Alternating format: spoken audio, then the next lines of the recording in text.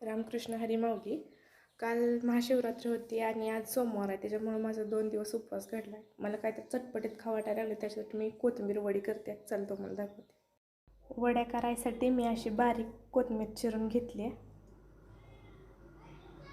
आणि आता त्याच्यामध्ये लसूण आणि हिरवी मिरची बारीक करून टाकते.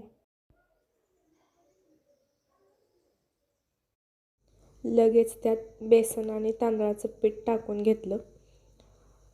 परत त्यात आपलं काय घरगुती मसाला आहेत ते टाकलं मी.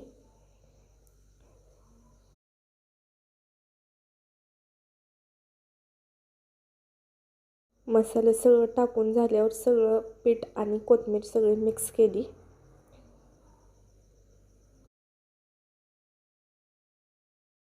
सगळं मिक्स झाल्यावर पाणी टाकून पीठ भिजवून घेतलं. वर मी पाणी गरम करायला ठेवलं आहे आणि पाणी उकळूस तर मी पिठाचा असं रोल बनवून घेतलं. तर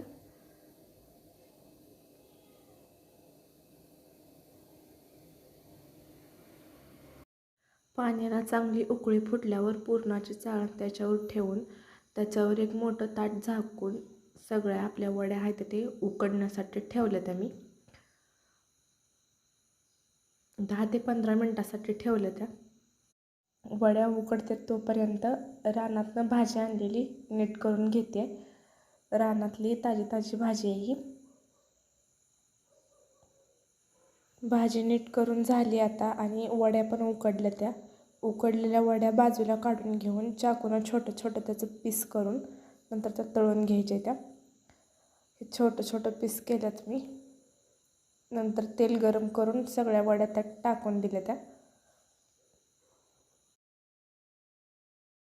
आणि अशा लाल लाल होईपर्यंत त्या सगळ्या वड्या मी भाजून घेतल्या. त्या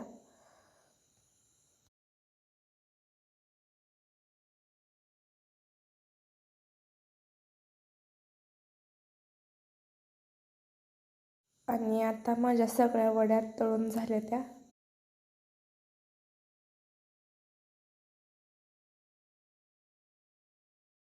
वड्या झाल्या तोपर्यंत मी भाकरीचं पीठ मळून घेतलं आहे आणि आता मी भाकरी करणार आहे.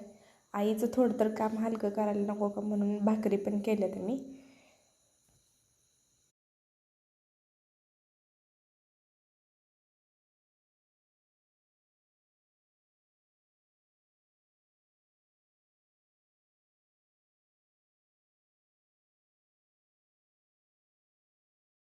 भाकरी झाल्यावर मी लगेच भाजी स्वच्छ पाण्यानं धुवून घेतली. त्याच तव्यात लगेच लसूण टाकला आणि त्यातच मी लगेच भाजी टाकून घेतली. रानातली ताजी भाजी असल्यामुळे त्याला काही जास्त वेळ लागत नाही शिजायसाठी. 10 ते 15 मिनटात शिजते. जास्त काही मी भाजीत टाकलं नाही, फक्त लसूण टाकला होता.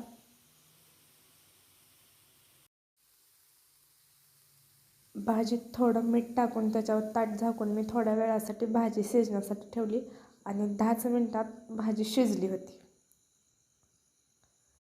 आणि आई रानातून घरी येईपर्यंत मी हे सगळं करून ठेवलं होतं, त्यामुळे तिला पण भारी वाटलं.